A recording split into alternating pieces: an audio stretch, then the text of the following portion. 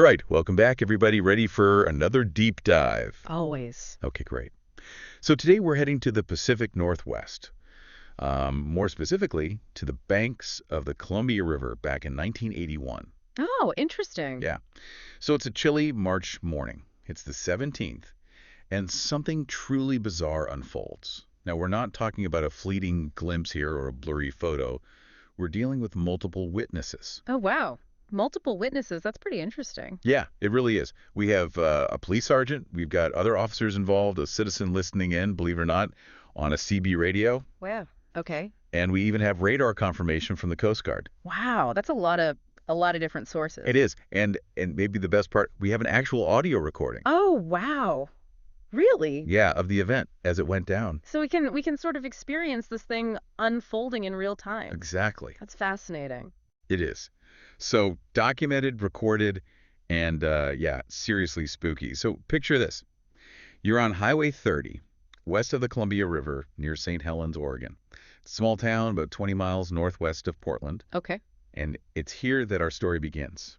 So Sergeant Russell Yoakum, he's on patrol, and he spots something that, kind of stops him in his tracks. A bright orange light, Okay. unlike anything he's ever seen before. So he's a police officer, so he's probably seen a lot of, lights in the sky at night. Right. He's familiar with what's normal and what's not. Yeah, this is someone who's, used to being out in the field, out on patrol. And his initial sighting, this light is moving upriver immediately, kind of strikes him as unusual.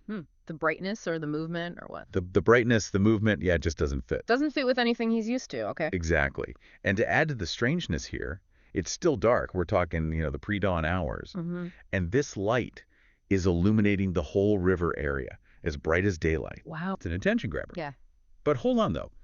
Because there is a twist in the tale, there's a little confusion early on. Okay. Because there was a separate light source, just a man-made light, on nearby Spee Island. Okay. And so initially, the officers, they thought this was the UFO, right?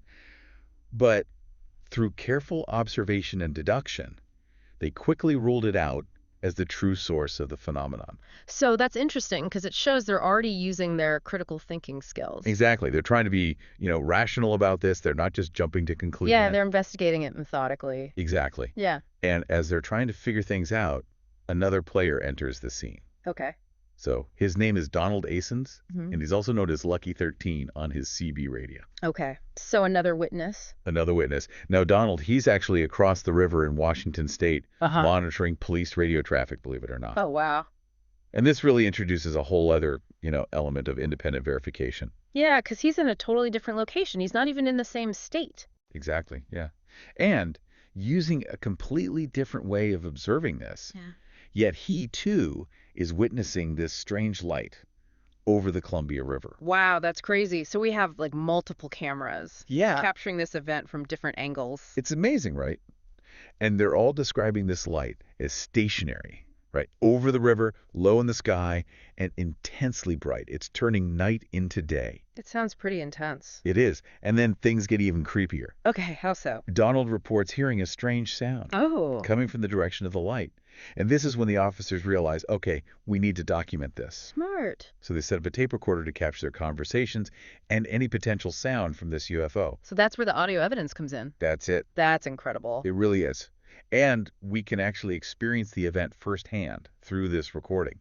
Hear the awe in their voices, the confusion, and even listen to those strange sounds that they're describing. Wow. Okay, let's hear it. Okay, get ready. We're going to play you a segment of that recording right now. Just listen to those descriptions, the emotions. It's like stepping back in time to that night on the Columbia River. So we're left with this incredibly compelling event, multiple witnesses, physical evidence, and yet no definitive answer. Right. The million-dollar question. Exactly. What could possibly account for this Columbia River UFO sighting? Yeah, I imagine there's a lot of theories out there, from, the down-to-earth explanations to the really out there. Oh, absolutely. And one of the most common ones is that it could have been a secret military aircraft, Mhm. something experimental, top secret that the public wasn't supposed to see. But wouldn't a top secret project try to, avoid attracting attention? I mean, you've got multiple police officers, a civilian with a CB radio, the Coast Guard. That seems like a pretty bad way to stay under wraps. You're not wrong, and there's no concrete evidence to support that theory, just speculation. Okay, so maybe not a stealthy government operation. What else is on the table? Well, another popular theory is that the object was some kind of advanced A drone. drone, huh? Yeah, either terrestrial or, extraterrestrial in origin. Okay, so we're going from secret government projects to possible alien tech. This is getting deep. Well, drones have become increasingly sophisticated, even in recent years. So it's not entirely out of the realm of possibility that, a highly advanced drone could have been responsible for the sighting. So you're saying maybe someone was testing out, futuristic drones before anyone even knew what a drone was. Exactly. And the drone theory could potentially explain, the object's maneuverability, its ability to hover, change direction quickly, even the unusual sounds it was making. Right. Drones today, I mean, they can make all sorts of whirring and buzzing noises, but wouldn't a drone need like a power source? And if it vanished without a trace, I mean, where does that power source go? It's not like they just lost the signal and the thing crashed. It literally disappeared. That's where the drone theory starts to get a little shaky, as you pointed out. If it were a terrestrial drone, surely somebody would have noticed it missing or recovered some debris, right? And if it were an extraterrestrial drone, well, that opens up a whole other can of worms. It does. Yeah. Are there any other explanations that, try to keep things a little more grounded here? Some researchers have proposed that the object could have been a type of ball lightning. Ball lightning, huh? Yeah, it's a rare atmospheric phenomenon. It involves a luminous sphere of plasma, and and ball lightning has been reported to make strange sounds, behave erratically, and it can even disappear suddenly. But isn't ball lightning super rare? You're right, it is incredibly rare. But its behavior does share some similarities with the Columbia River object, right? We've got the bright light, the strange sounds, the sudden disappearance. But there's a catch. Okay, I'm sensing a butt coming. What's the catch? Well, ball lightning has never been definitively proven to exist. There's a lot of anecdotal evidence, but no conclusive scientific proof.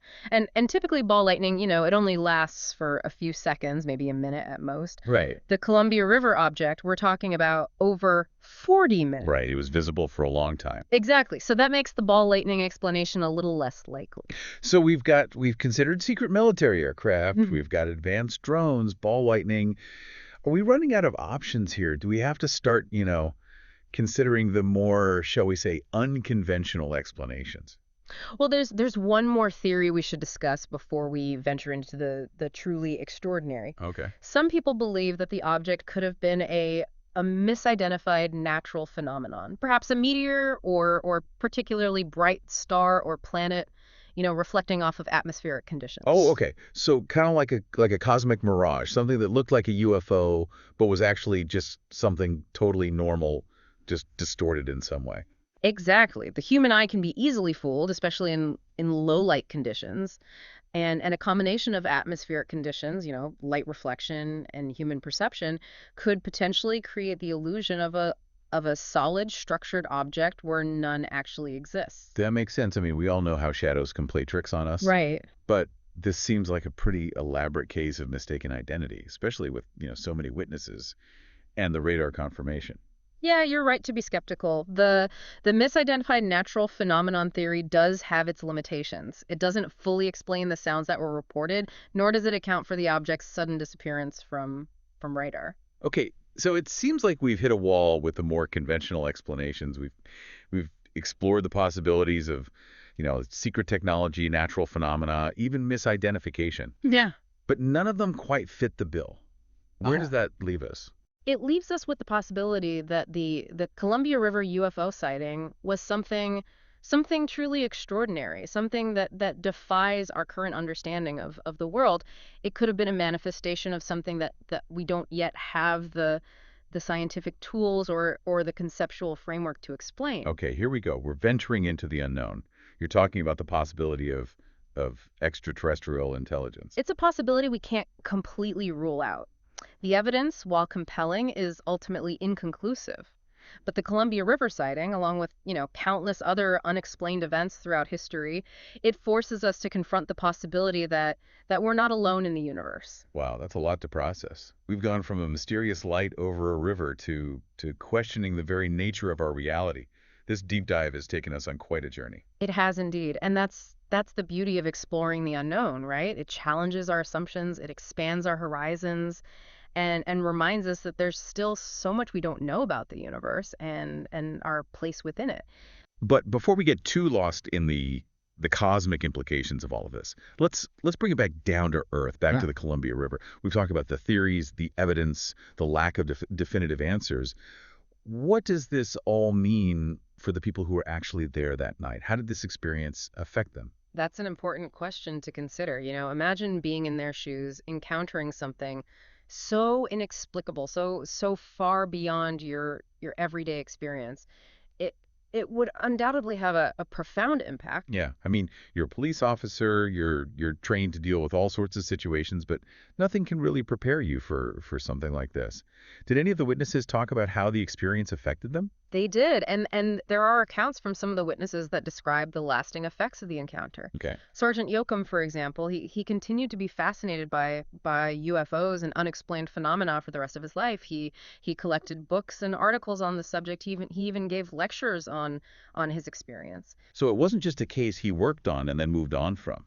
This really stayed with him. It did. For him, it wasn't just about solving a mystery. It was about grappling with the unknown, with the possibility that our reality is far more complex and mysterious than we might think. It makes you wonder how many other people out there have had, similar experiences, encounters with the unexplained that have fundamentally changed their perspective on the world. It's a question worth pondering, and it highlights the importance of listening to and respecting the experiences of those who have encountered the unknown, even if we don't have all the answers or explanations. Absolutely. Their stories, their observations, their valuable pieces of the puzzle. Even if we don't know what the complete picture looks like yet. So where does that leave us? We've explored the evidence, the theories, the impact on the witnesses. What's the takeaway from all of this? I think the takeaway is that the Columbia River UFO sighting is a powerful reminder that there are still mysteries out there, things that defy our current understanding of the world. It's a reminder that we should always be open to the possibility of the unknown, to the idea that there might be more to reality than meets the eye. You've definitely given me a lot to think about. I'm gonna be looking up at the sky a little differently from now on, that's for sure. Any final thoughts for our listeners before we wrap up this deep dive? If I can leave you with one thought, it's this. Don't be afraid to question, to explore, to be curious about the world around you. Sometimes the most profound discoveries come from embracing the unknown and seeking answers to the questions that seem impossible to answer. Who knows, you might just stumble upon something truly extraordinary. Words to live by. Well, folks, there you have it. The Columbia River UFO sighting. A mystery that continues to intrigue and baffle. A story that challenges our perceptions and reminds us that the universe is full of wonders yet to be discovered. Keep looking up, keep asking questions, and who knows what you might find. Until next time, keep diving deep. Yeah, it's really hard to grasp, isn't it? I mean, what it would be like to actually experience something so far outside our normal understanding of the world. It really must have had a lasting impact on those involved. Oh, absolutely. To encounter something so inexplicable, so beyond the realm of everyday experience, it would undoubtedly leave a mark. And it did in the case of Sergeant Yoakum. Right, right.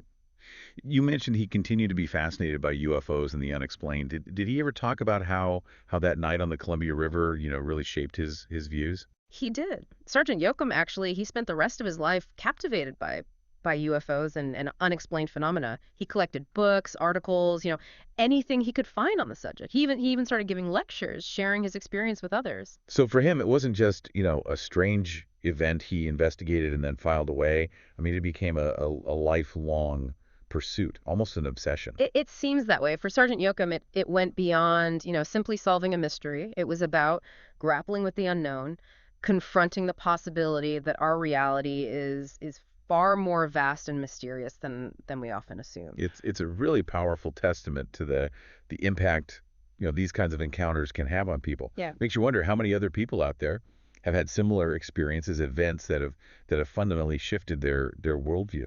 It's a question worth considering for sure, and it really highlights the importance of listening to these firsthand accounts, even when we don't have all the answers. These personal stories and observations are invaluable pieces of the puzzle, even if we can't quite grasp the full picture yet. Absolutely. So as we wrap up this deep dive into the Columbia River UFO sighting, Yeah. what would you say is the key takeaway for our listeners? I think the most significant takeaway is this. And the Columbia River case serves as a powerful reminder that there are still mysteries in the world, phenomena that defy our current understanding. It encourages us to remain open to the possibility of the unknown, to entertain the idea that there might be far more to reality than we can currently perceive or explain. It's definitely a thought-provoking experience. I know I'll be looking at the night sky with a newfound sense of wonder and curiosity. Any final words of wisdom for our listeners before we sign off? Just this. Don't be afraid to question, to explore, to be curious. Sometimes the the most profound discoveries come from embracing the unknown and seeking answers to the questions that seem unanswerable. You never know what extraordinary truths might be waiting to be uncovered. Well said. And on that note, folks, we've reached the end of our deep dive into the Columbia River UFO sighting, a mystery that continues to captivate and challenge our understanding of the world. Keep those eyes on the skies, keep those minds curious, and who knows what you might discover. Until next time, keep diving deep.